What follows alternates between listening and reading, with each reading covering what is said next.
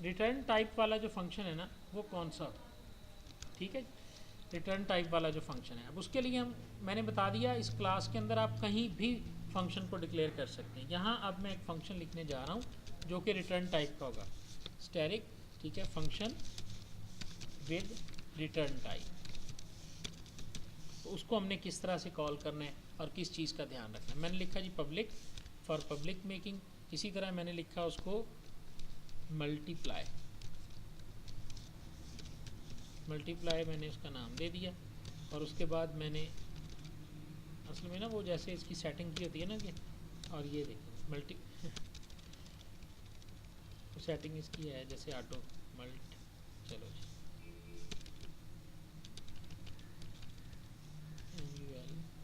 MULTIPLY multiply, int value एक x ले ले, कॉमा और इंट y ले ले। ये नाम है जो मर्जी रख सकते हैं, कुछ भी ए बी रखो, एम एन रखो, दो वैल्यूज़ हम इसको देंगे। यहाँ तक हमने ये चीज़ बता दिया। और ये कौन सी वैल्यू रिटर्न करेगा, ये हमें इंटीजर रिटर्न करेगा, ये हमने शुरू में लिख दिया। एक फंक्शन हम लिखने जा रहे हैं जिसका नाम मल्टीप्लाई है, रिटर्न वैल्यू इंट है और नाम उसका मल्टीप्लाई, दो वैल्यूज़ वो हमसे लेगा। और यहाँ पर हमने उसकी जो है ना वो बॉडी को डिक्लेयर करना है। एंटर किया, लो जी ये उसकी बॉडी डिक्लेयर हो गई। अब यहाँ पर एक चीज़ ध्यान में रखनी है कि जो वैल्यू रिटर्न करेगा उस फंक्शन में जो मर्ज़ी आप लिखें, आप यहाँ लिखें लेट्स सपोज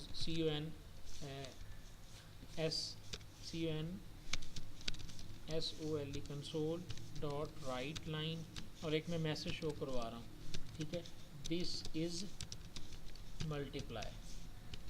ये सिर्फ आपको समझाने का, आपने जो मर्ज़ी लिख दिया, जितना कुछ मर्ज़ी लिखें, जो फंक्शन रिटर्न करता होगा उसकी आखिरी स्टेटमेंट रिटर्न स्टेटमेंट होनी चाहिए। समझ आ गई? हम लिखेंगे RUTN रिटर्न और आगे लिख दिया हमने X स्टैटिक Y। ओके, लो जी अब ये क्या होगा, तो ये हमें उसको मल्टीप्लाई करके रिटर्न करेगा। समझ आ रही है या नहीं? यानी ये बात ध्यान से अपने दिमाग में बिठा लो कि जो फंक्शन रिटर्न टाइप वाला होगा उसकी आखिरी स्टेटमेंट रिटर्न होगी, उसके ऊपर तो उसकी लॉजिक है ना, जो भी आप कैलकुलेट कर सकते हैं, ठीक है। अब ये वैल्यू रिटर्न है, अब आगे उसको कॉल हमने फिर कैसे करना है, कॉल हमने उसको ऐसे करना है, क्या है। अब हम इसको ये वैल्यू देने वाला फंक्शन है, तो हमेशा जो चीज़ वैल्यू देने वाली होती है वो इक्वल साइड के राइट पे लिखी जाती है। याद करो हमने लिखा x इज़ इक्वल टू 16, ये समझाने के लिए लिख रहा हूँ। प्रोग्रामिंग में x will be called L value, left value, and 16 will be called right value. समझ आ गई? तो हमारे पास जो रिटर्न टाइप वाला फंक्शन होगा वो अगर हम इक्वालिटी में लिखेंगे तो हमेशा राइट पे लिखेंगे, क्योंकि इसने कोई वैल्यू हमें देनी है। मैंने लिखा इंट PRODUCT प्रोडक्ट, और उसके बाद मैंने इक्वल लिखा P1 डॉट MUL, आ गया मल्टीप्लाई, और इसके अंदर मैंने वैल्यू को पास कर दिया x, y वाली वैल्यू। ऐसे ही है, देखो जी इस लाइन का मतलब P1 डॉट मल्टीप्लाई फंक्शन को कॉल करो with parameters of x and y। Okay, x में क्या है 10 है, y में क्या है 20 है, दोनों को मल्टीप्लाई करके 200 जवाब आएगा और वो 200 आपके प्रोडक्ट को हासिल हो जाएगा। अब ये चूंकि देखो इसको राइट साइड पे इसलिए रखा चूंकि ये एक रिटर्न करने वाला फंक्शन है। अगर आप इस फंक्शन को सिर्फ वैसे कॉल कर लो जैसे आपने वहाँ कॉल किया ऊपर, ये देखो ये भी तो कॉल ही है ना, हमने किया नहीं P1 ऐड, ठीक है, इसको रन करके देखो आपको एरर मिलेगी।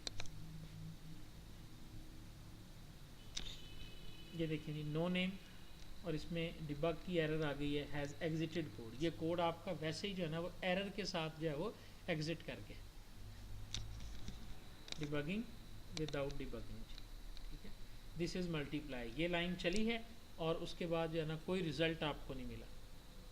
लेकिन अब आपने क्या करना है, इसको आपने इस तरह से देखा, ये इस लाइन में ये प्रोडक्ट के पास आ गया। अब इस प्रोडक्ट को आप राइट कर लें जहाँ मर्जी, ठीक है, console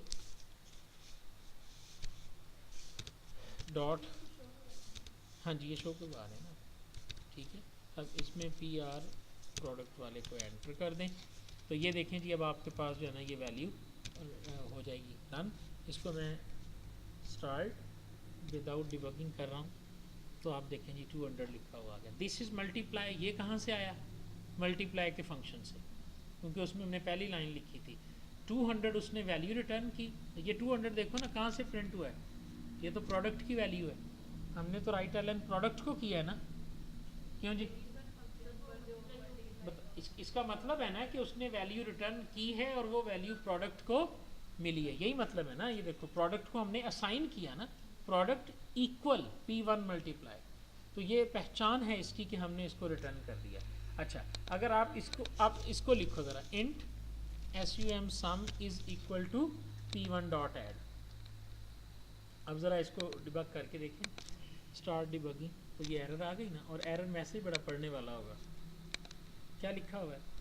can not implicitly convert type void to int. क्योंकि ऐड की तो हमने टाइप वाइड बनाई हुई है और हम उसको ले किस में रहे हैं? इंट में। तो इसलिए ये बेसिकली यहाँ पे ले ही नहीं सकते, क्योंकि उसकी रिटर्न टाइप जो है वो वाइड है। ठीक हो गया? तो ये हम फंक्शन को कॉल, अब फंक्शन को जो हमने कॉल किया है इसको ज़रा ध्यान से देख लें। फंक्शन को कंसोल एप्लीकेशन के अंदर जब आपने कॉल किया तो आप उस प्रोग्राम के नाम का एक वेरिएबल क्रिएट करेंगे। जैसे कि इस क्लास का नाम क्या है हमारे पास, जो भी हम एप्लीकेशन स्टार्ट करते हैं ना उसका नाम प्रोग्राम होता है। अगर आप क्लास का नाम चेंज कर देंगे तो फिर यहाँ पे क्लास का नाम चेंज होगा। अगर आप नहीं चेंज करेंगे तो ये प्रोग्राम ही रहेगा, जितनी भी एप्लीकेशंस आप C# में बनाओगे। उस नाम का एक ऑब्जेक्ट क्रिएट करें। इस लाइन का पता है ना ये लाइन क्या करती है? ये वाली लाइन बहुत मशहूर लाइन है ये, creating object of class program. किसी भी क्लास का अगर आपने ऑब्जेक्ट क्रिएट करना हो, क्लास का नाम लिखते हैं, ऑब्जेक्ट का नाम लिखते हैं, equal to new and then program. ये हमारे पास एक ऑब्जेक्ट क्रिएट हो गया P1 के नाम का। अब हम P1 के सारे जो जितने भी हमारे पास है ना उनको हम कॉल कर सकते हैं, और हमने उसको कॉल किया। यहाँ तक बात की समझ आ गई? ठीक है।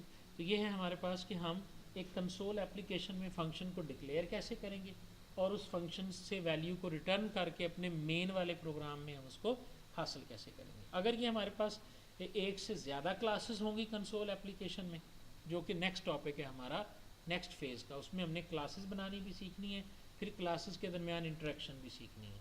ठीक है जी।